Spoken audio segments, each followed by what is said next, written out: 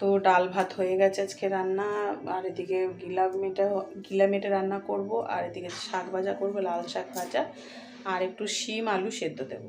তো তোমাদের রান্না করার পর দেখিয়ে দেবো কী কী রান্না করছি। তো চলো দেখিয়ে দেওয়া যায়, পরে আমি দেখাবো, আগে রান্নাটা করে নিই, ঠিক আছে? চলো টাটা।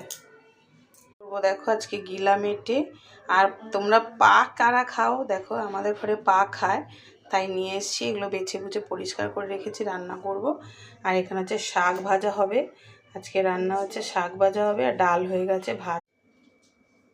তো দেখো বন্ধুরা, এখানে হচ্ছে ডাল, এখানে হচ্ছে শাক ভাজা, এখানে হচ্ছে আলু মাখা, আর এখানে হচ্ছে গিলার তরকারি, আজকে দুপুরবেলা মেনু।